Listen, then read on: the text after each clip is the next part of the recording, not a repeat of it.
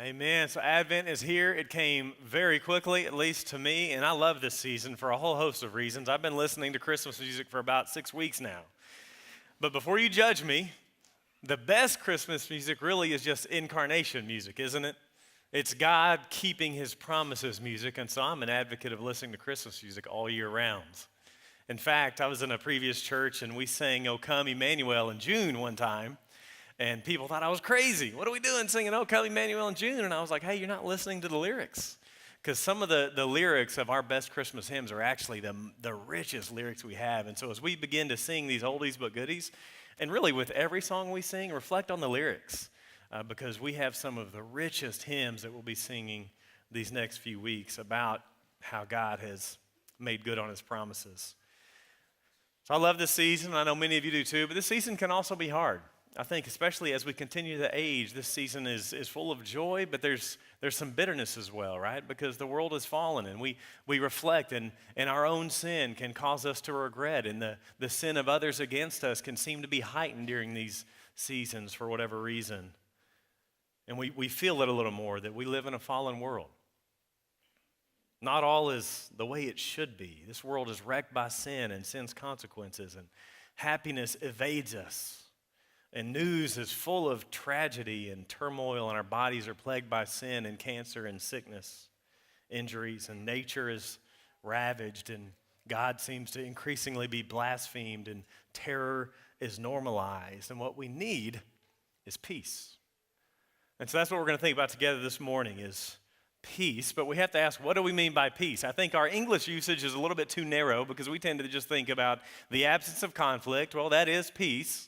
Or we think about maybe inner tranquility. We have a peace of mind. But actually, the biblical idea of peace, the word in Hebrew is shalom, is so much broader than just lack of conflict. It's a vision for the way things are supposed to be. Kids, there's your answer when your parents ask you later. Peace is the way things are supposed to be. It's this vision of a world without sin, a world without death. And when God brings shalom, he brings universal, flourishing wholeness, fulfillment, delights, joy, completeness, soundness, justice, righteousness, thankfulness, the full enjoyment of every relationship we have, and health. You know, the prosperity gospel that says if we'll just trust Christ, we'll have health and prosperity is actually true. They just have the timing wrong. God doesn't promise us health in this world, but he does in the new world when he comes. Resurrection bodies. It's part of what it is to be at peace, shalom. At the individual level, but also at the cosmic level and the corporate level, a flourishing community and a flourishing world. And this is what the prophets who are looking around and everything is wrong, the Old Testament prophets in particular, begin to talk about this coming peace. When God's going to make all things right again. I want to read, it's kind of long, but I think it's a helpful description of the way one author described this coming peace. These Old Testament prophets, they dreamed of a new age in which human crookedness would be straightened out. Rough places made plain, the foolish would be made wise, and the wise humble. They dreamed of a time when the deserts would flower and the mountains would run with wine or grape juice if you're Baptist. Weeping would cease. People could go to sleep without weapons in their laps. People would work in peace and work to fruitful effect. Lambs could lie down with lions. All nature would be fruitful, benign, and filled with wonder upon wonder. All humans would be knit together in brotherhood and sisterhood, and all nature and all humans would look to God, walk with God, lean toward God, and delight in God. Shouts of joy and recognition would well up from valleys and seas, from women in the streets, and from men on ships. The webbing together of God, humans, and all creation in justice, fulfillment, and delight is what the Hebrew prophets called shalom. Sounds wonderful, doesn't it? This is what we should be looking forward to, the way God intended for things to be, the way it's supposed to be. It's God's creational intent, or now we could say God's new creational intent. So I want us to consider shalom initiated, lost, anticipated, and then regained. So first, shalom initiated. Well, God creates the world, Genesis 1:2, so important for the understanding of the Bible and the understanding of our faith, and all is well. There's no sin in Genesis 1 and 2. Shalom was there. Everything was right. And they were in right relationship with their Maker. They walked with the Lord. There was an intimate relationship. They knew Him, and He knew them. They were right with each other. They were, the Bible calls there in Genesis, naked and unashamed, meaning totally open, totally unified, total harmony within the marriage relationship. Nothing to hide, without conflict, totally known and totally loved. And they were in a right relationship with the created order. They were called in Genesis 1:28 to rule over the creation on behalf of God, expanding the boundaries of the Garden of Eden. And they had full access to every tree in the garden. God said, you can have anything you want in here. There's one limitation. That is, don't eat from the tree of the knowledge of good and evil. So Adam names the animals. No violence, no worry, no anxiety, no hostility. They would cuddle with lions, tigers, and bears, oh my. But this peace doesn't last long, right? That's Genesis 1 and 2. Well, Genesis 3 comes and shalom was initiated and it was quickly lost. Adam and Eve do not continue to trust the Lord, and they do not continue to trust His goodness. The enemy enters in the form of a serpent and says, no, God's not good, He can't be trusted, and His word is wrong, and he speaks lies, and he speaks deceit. And he says He's not to be believed, He's actually stingy, and you know better. And so tragically, Adam and Eve commit sin. They seek to be self-ruling, autonomous. They say, you know what? I am going to be the one who determines what is right and wrong.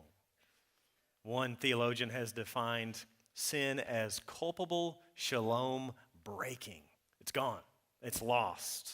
Peace is gone, and so the world is now fallen, tragically cursed, and it affects every area of life. It affects our relationship with God. They were walking with God, and then they sinned, and for the first time in human history, then they hide or attempt to hide from their Maker. Now there's shame. They were supposed to guard the Garden of Eden, and now they're expelled from the garden, and the garden is guarded from them. It is a tragedy of cosmic proportions. Their relationship with one another is now fractured. In fact, let me turn over there. You can turn with me if you want to Genesis chapter 3. Their relationship with one another is fractured as well as part of the curse. So we read in Genesis 3:16. I'll give you a minute to turn there if you are.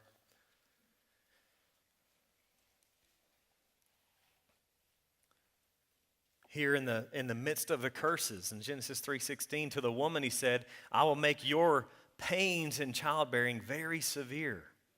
With painful labor you will give birth to children. Your desire will be for your husband, and he will rule over you. The idea is that now the wife is going to want to attempt to rule over the husband, and the husband is going to harshly react by trying to rule back. And so now there's this battle of the wills. Harmony is gone. Now marriage is characterized by conflicts. So the relationship with God is disrupted. The relationship with one another is fractured. And then also their relationship with the created order is cursed. Now work is hard. Work was awesome before the fall. Now it's hard. We see that in the next verse there, Genesis 3:17. It says, to Adam, He said, because you listened to your wife and ate from the fruit of the tree about which I commanded you, you must not eat from it. Cursed is the ground because of you. Through painful toil you will eat food from it all the days of your life. It will produce thorns and thistles for you, and you will eat the plants of the field. So now the very ground, the very earth, the created order is cursed, and Romans 8 speaks of that. Romans 8 says that this world, this created order is cursed. It's subject to decay. It is in bondage to decay. So things aren't the way it's supposed to be. Shalom is gone. Peace is lost. But the story's not over. We have then peace anticipated. Shalom anticipated. In fact, even here in Genesis 3, we see a glimmer of hope. If you've got it open, look at verse 15. As the Lord speaks to the serpent, cursed are you above all livestock and all wild animals. You will crawl on your belly, and you will eat dust all the days of your life. And I will put enmity between you and the woman, and between your offspring and hers.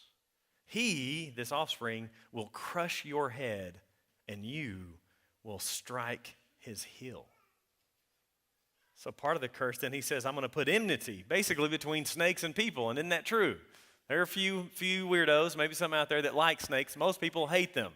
When we moved to Dripping Springs, the hill country, apparently there's a lot of snakes in that area, and Dripping Springs is small enough that it's growing, but there was this one main Facebook page, and every other post was a picture of a snake.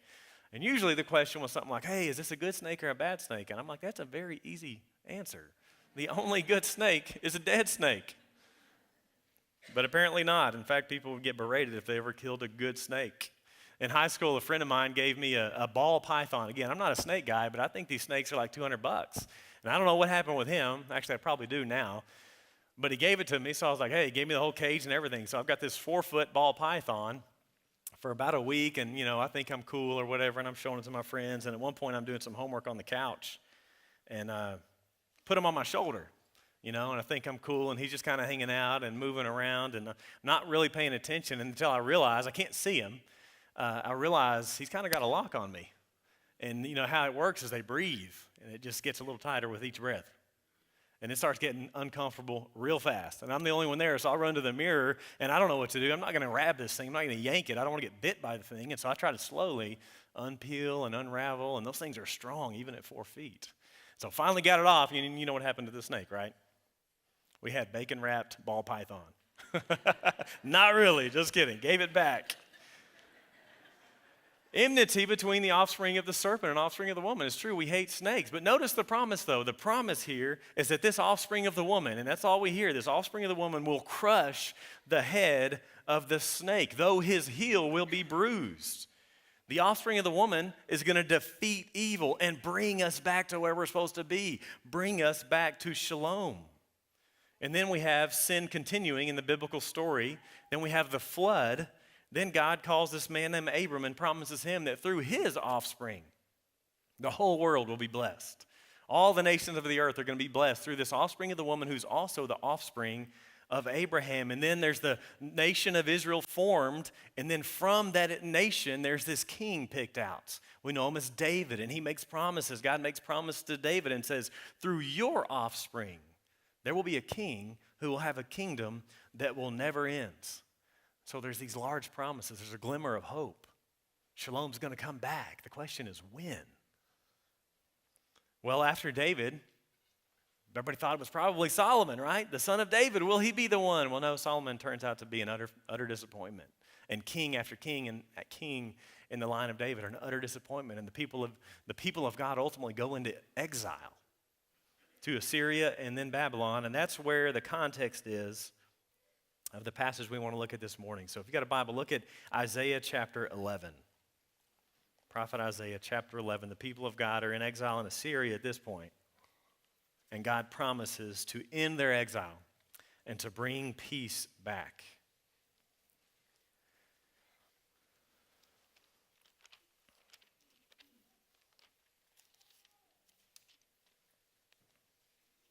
Isaiah chapter 11. Let's read the first 9 verses together.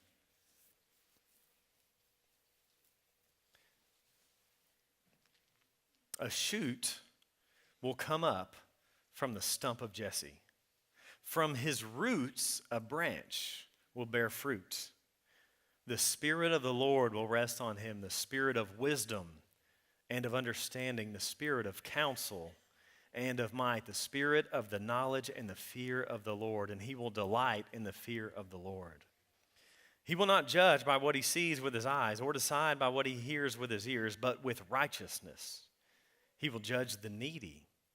With justice he will give decisions for the poor of the earth. He will strike the earth with the rod of his mouth. With the breath of his lips he will slay the wicked. Righteousness will be his belt, and faithfulness the sash around his waist. The wolf will live with the lamb. The leopard will lie down with the goats. The calf and the lion and the yearling together, and a little child will lead them. The cow will feed with the bear. Their young will lie down together, and the lion will eat straw like the ox. The infant will play near the cobra's den. The young child will put its hand into the viper's nest. They will neither harm nor destroy on all my holy mountain, for the earth will be filled with the knowledge of the Lord as the waters cover the sea.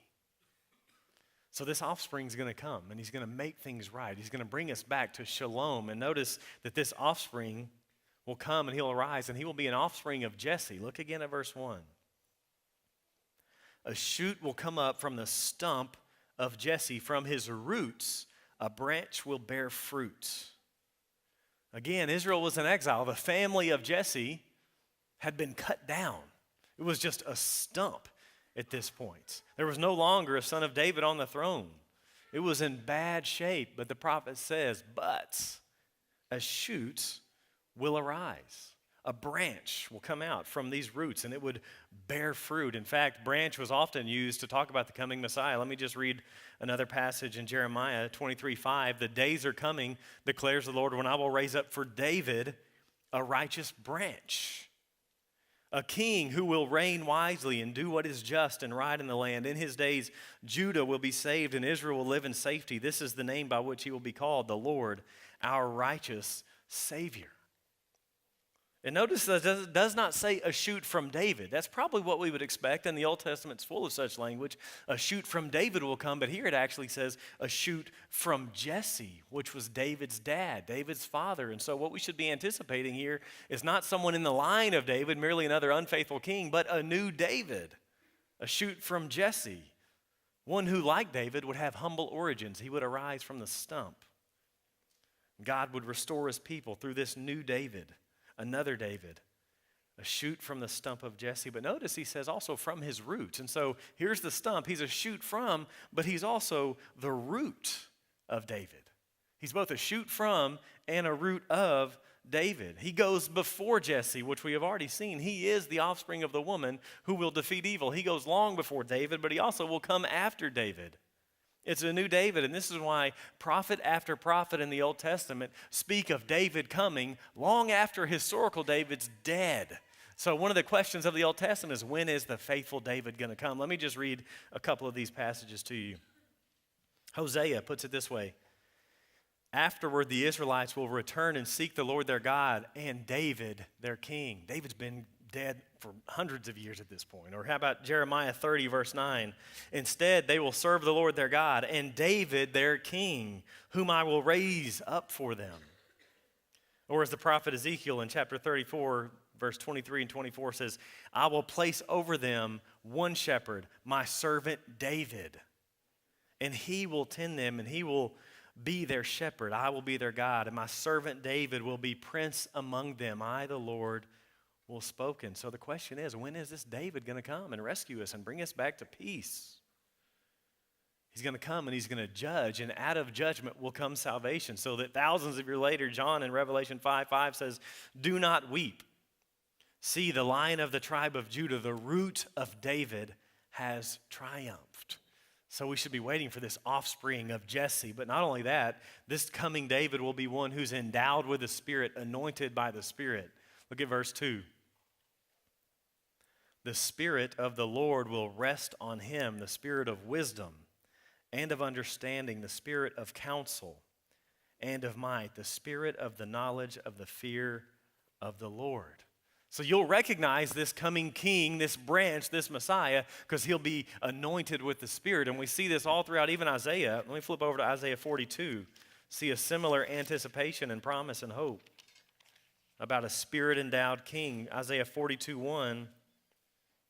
Here is my servant whom I uphold, my chosen one in whom I delight.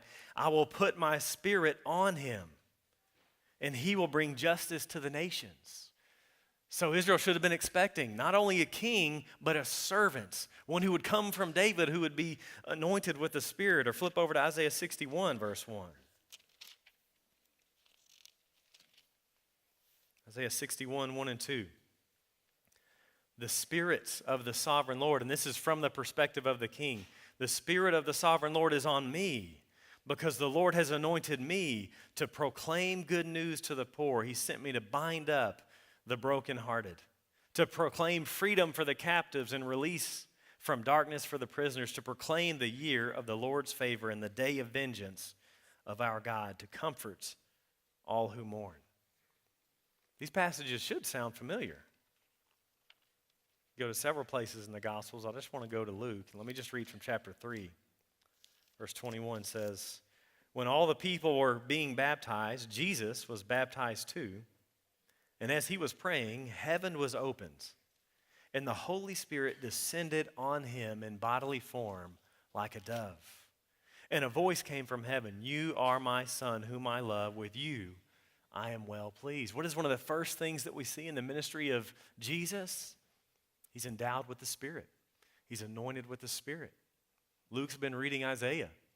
This is all in fulfillment. Let me read another one in chapter 4, where Jesus quotes the passage I just read in Isaiah 61, Isaiah 4. Jesus returned to Galilee in the power of the Spirit, and news about him spread through the whole countryside, and he was teaching in their synagogues, and everyone praised him. Luke 4:16. He went to Nazareth, where he had been brought up, and on the Sabbath day he went into the synagogue, as was his custom, and he stood up to read, and the scroll of the prophet Isaiah was handed to him. Unrolling it, he found the place where it is written, quotes, the Spirit of the Lord is on me, because he's anointed me to proclaim good news to the poor. He sent me to proclaim freedom for the prisoners and recovery of sight for the blind, to set the oppressed free, to proclaim the year of the Lord's favor. And then he rolled up the scroll, gave it back to the attendant, and sat down, and the eyes of everyone in the synagogue were fastened on him, and he began by saying to them, today this scripture is fulfilled in your hearing. This is who Jesus is. He is the Spirit-endowed offspring of Jesse who's going to bring us back to peace. And he will be one who judges with righteousness. Look back at Isaiah 11, verse 3. With an eye to the marginalized, he will delight in the fear of the Lord, and he will not judge by what he sees with his eyes or decide by what he hears with his ears, but with righteousness he will judge the needy, and with justice he will give decisions for the poor of the earth. And he will strike the earth with the rod of his mouth, with the breath of his lips he'll slay the wicked. Righteousness will be his belt, and faithfulness the sash around his waist. He will not judge by appearance or hearsay, but by what is right. Finally, a judge who judges righteously, bringing justice for the poor and the meek, which was a big problem for the people of God, really, Old and New Testaments. In fact, there's two main sins that the prophets are often pointing out with the people of God. Think about what you might guess. Number one, idolatry. That's probably a fairly easy one, but I think we tend to neglect the other one. The main thing that the prophets would condemn the people about was idolatry and social injustice. In fact, we see it in Isaiah's day. Flip over a couple pages to chapter 3, and you'll see where he begins. Isaiah 3, verse 12. Youths oppress my people. Women rule over them. My people, your guides, lead you astray. They turn you from the path. The Lord takes his place in court. He rises to judge the people. The Lord enters into judgment against the elders and leaders of his people. It is you who've ruined my vineyard. The plunder from the poor is in your houses. What do you mean by crushing my people and grinding the faces of the poor, declares the Lord Almighty. But this king who's coming will treat all people with dignity and equity, and he's going to judge, and he's going to bring salvation through judgment. He will strike the earth with the rod of his mouth. And this king will bring cosmic universal shalom. Look again at verse 6 of Isaiah chapter 11. The wolf will dwell with the lamb, and the leopard will lie down with the goats. The calf and the lion and the yearling together, and a little child will lead them. The cow will feed them with the bear. Their young will lie down together, and the lion will eat straw like the ox. The infant will play near the cobra's den. The young child will put its hand into the viper's nest. They will neither harm nor destroy on all my holy mountain, for the earth will be filled with the knowledge of the Lord as the waters cover the sea.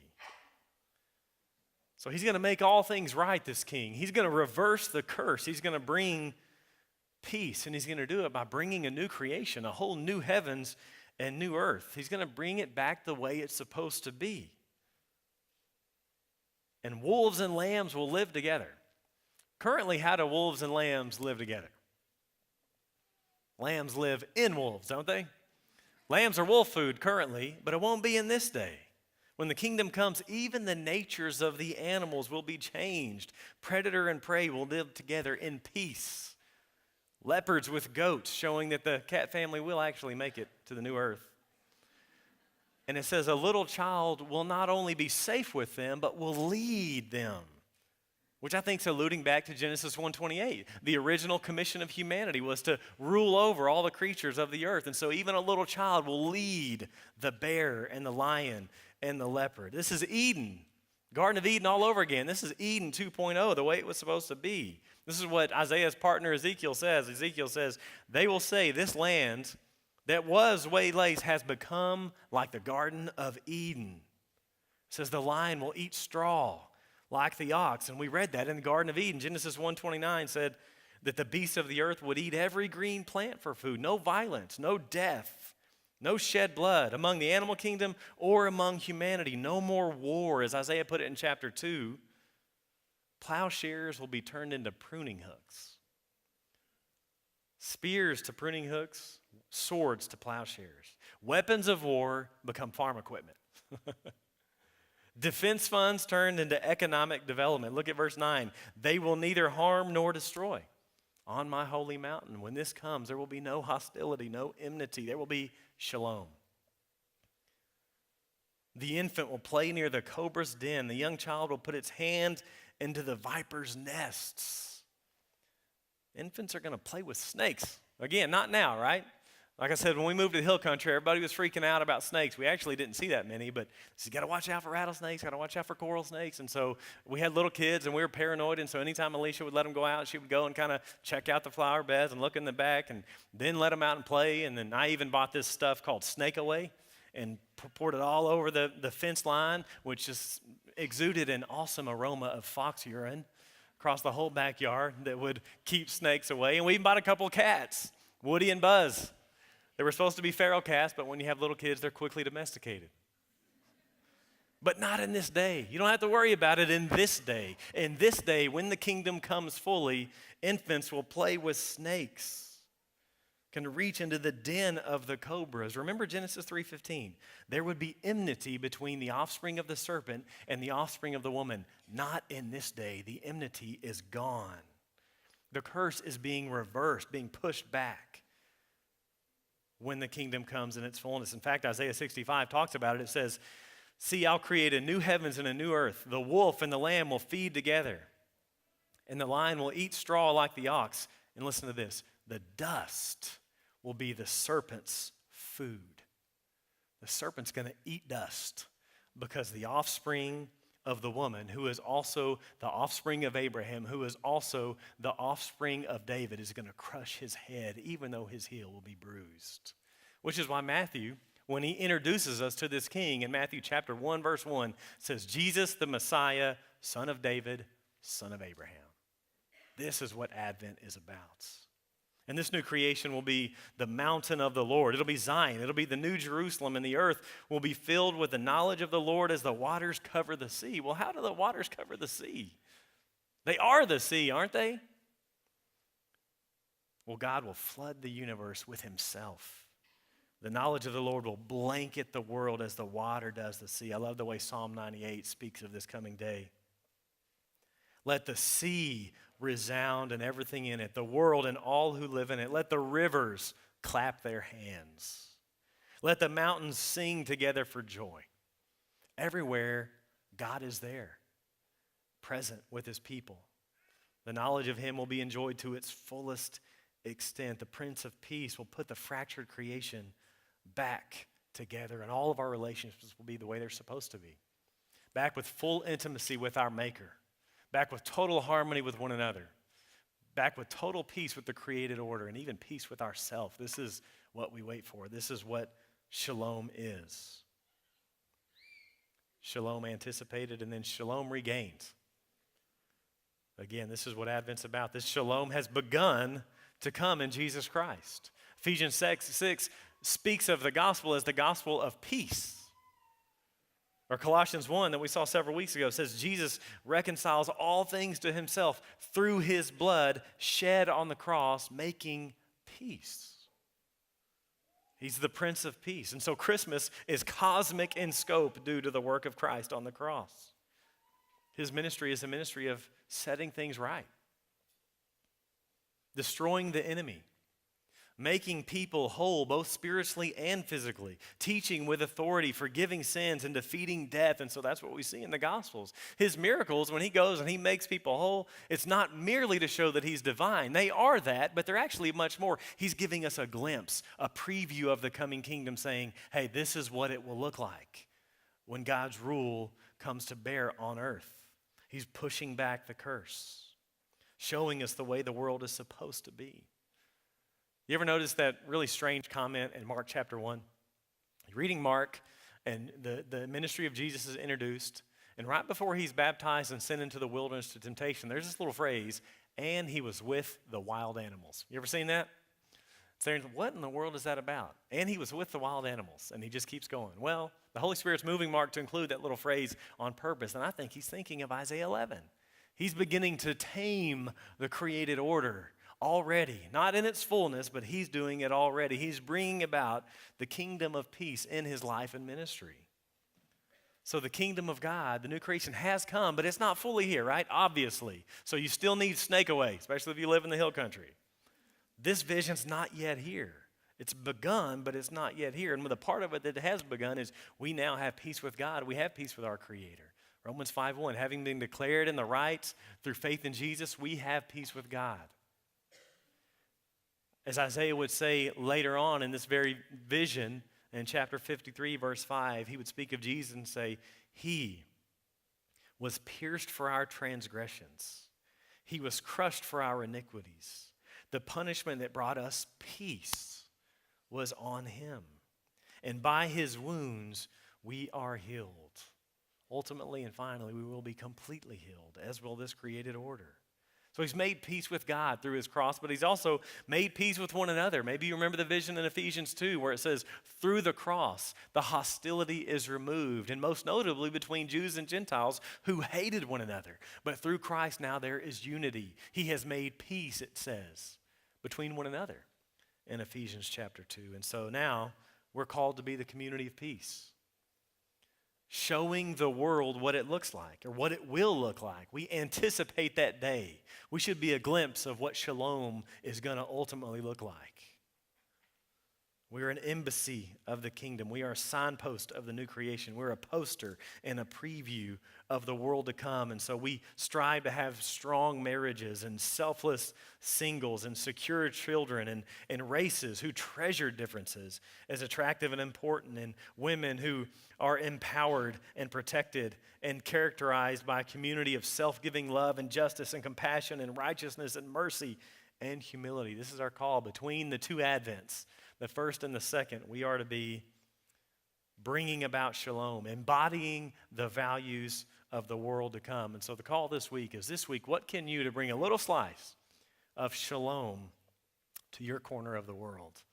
Showing the watching world the way it's supposed to be. Should look at us and think, man, something is right about that. Peace. But we're not there yet, are we? World's hard. All is not the way it's supposed to be. We have that reminded to us probably hourly, but it will be. In Advent, the coming of God through Jesus Christ is the beginning of peace. God making good on his promises of his plan to restore us and ultimately to restore the world to the way he always intended it to be, a place of shalom. Pray with me.